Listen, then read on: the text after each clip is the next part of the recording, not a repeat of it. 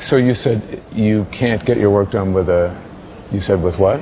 No, I mean, if you're inebriated, it's hard to get work done. Do you think you're inebriated when you do ketamine? No, if you do a lot of ketamine, then you're inebriated. Yeah. If you do a small amount, you're not.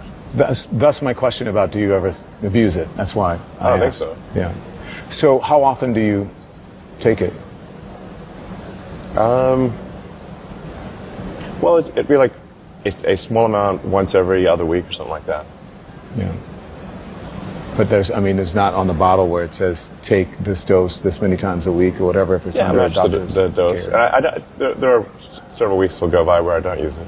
You don't use it. Yeah, I think like I said, I think what I find ketamine is if you're like literally like a chemical state in your brain that you can't just think yourself out of, then ketamine is helpful for getting you out of a depressive mind state. Yeah. So you suffer from depression? Are you in a depressive mind state? And I asked you as someone who has suffered from depression. I wouldn't say that I wouldn't say that I have like a case of like extended depression. It's just once in a while I get into a negative sort of chemical mind state. Once in a while, it's not a common thing, but once in a while it does happen. Where do you think that comes from? I think it's just genetic, basically. You think it's just genetic history? I think so. Yeah. I mean, some people are just wired to be happy all the time. Some are unfortunately wired to be sad a lot of the time. And in my case, I'm generally pretty positive and optimistic. But once in a while, I don't know what happens. There's some, like I said, I think just chemical tides in your brain once in a while. It's like a brain storm. Yeah. Do you, I ask you because, do you ever worry that this may get in the way of your government contracts and clearances? And also, and Wall Street as well? We don't give a fuck! Jesus! We don't give a fuck! This is very modest. And what we're going to be doing is a 25% tariff on all cars that are not made in the United States. If they're made in the United States, there's absolutely no tariff. We started off with a 2.5% base, which is what we were at. And we go to 25%. And basically, as you know, and as you've been seeing, not reporting as accurately as it should be reported because it's a massive story. Business is coming back to the United States so that they don't have to pay tariffs. And I think also because of November 5th, the election, they're very happy. AI is coming back to levels that nobody's ever seen before. It's a new, sort of a new business, I guess, when you think about it. But it's plants are going up all over the United States, and many of them have already been started. We're getting early electricity taken care of. We're getting permits very quickly for them, and we're going to make their life very happy. They're coming in with tens of billions of dollars. Individual plants will cost 10, 15, even 20 billion dollars. We're going to let them build electricity generating plants along with their plant, and they can't even believe it. And we're going to get them very quick permits, as I've done always. I did that in Louisiana with 2 LNG plants. I got them one permit in 1 day after waiting 14 years, and the other one in 1 week after waiting for 12 years. But this is very exciting to me. This is the automobile industry, and this will continue to spur growth like you haven't seen. Before I was elected, we were losing all of our plants. They were being built in Mexico and Canada and other places. Now those plants largely have stopped, and they're moving them to our country. In Indiana, the great state of Indiana, I love Indiana. Honda is building one of the biggest plants anywhere, and they've just started. They wouldn't have done it without this. In all cases, they wouldn't have done it without what we're doing. So we'll effectively be charging a 25% tariff. But if you build your car in the United States, there is no tariff. And what that means is a lot of foreign car companies, a lot of companies are going to be in great shape because they've already built their plant. But their plants are underutilized, so they'll be able to expand them inexpensively. Hey, bro, come on now, dog. Come on, man.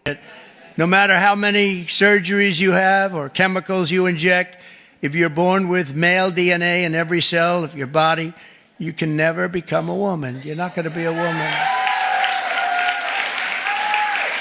And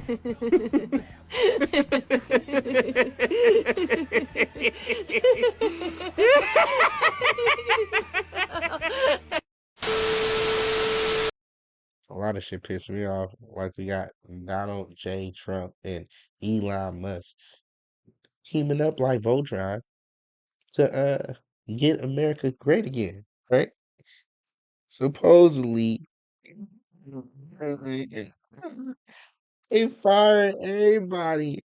Nigga, they done fired over 10,000 people already. Wait, when the fuck did they get them up in there? The inauguration wasn't long. It was just, damn. Gas going up, steel. They talk about groceries going up, steel. You know what I'm saying? Everything going up, man. The fun. Being a broke nigga nowadays ain't good for nobody. I mean, it probably wasn't good back in the day either, but nigga, now you better have some cheese about yourself.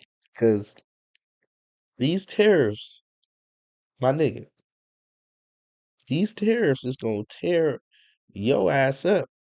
These tariffs is gonna tear your ass a new one. They about to tear something up, and it's gonna be your pockets. You're gonna get tore up out here. You're gonna look toe up from the flow up off the tariffs. Nigga, this is what's going on. Trump is gonna keep on. You think he cares about bread? You think he care about money? Nigga been born with money. Nigga had money since he was a kid. And I'm talking about millions. He fucked off millions. He fucked off more money than a lot of us will ever see in our fucking life. So he don't give a fuck about money. He's trying to get power and long lasting forever power, like president. And now that he's actually in the seat, he can actually put the plays in motion. You're gonna get financially raped through this whole administration, and believe me, everything's a fucking scam. Watch these snake oil salesmen, watch these motherfuckers trying to constantly get more money out your ass. This is gonna be one of their main methods. Constantly throwing up taxes. Everywhere you look, you was not gonna be able to escape them. You're now being taxed at probably 40 to 50% everywhere you go. You was at 30, now you 40, 50, 60%. Depending on what you spend on, how you doing, and where you at, you constantly getting bombarded with different taxes that's going to make you poor as quick as possible. They're not trying to make you rich. They're trying to put a wealth gap in between the lower class, no more middle class, and the higher ups. Nigga, either you gonna be broke trying to keep up with your just basic standard of living, or you're gonna be fucked off trying to live beyond your means. You know what I'm saying? Especially in this time.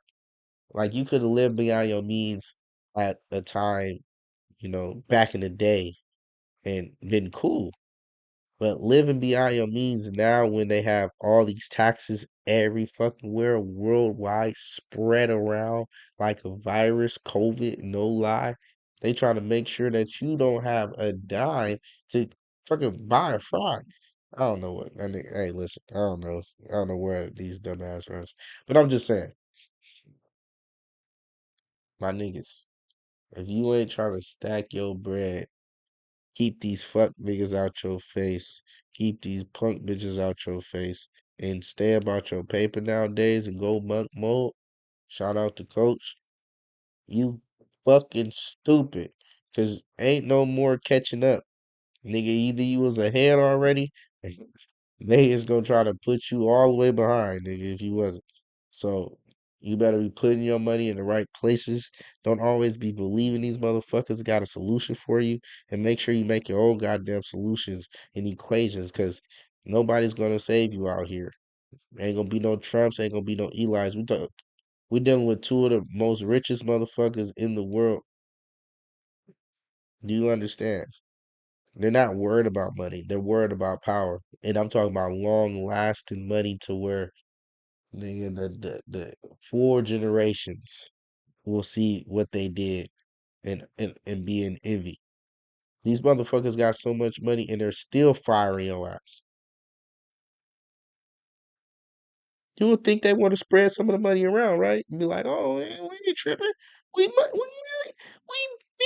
billionaires. Yeah.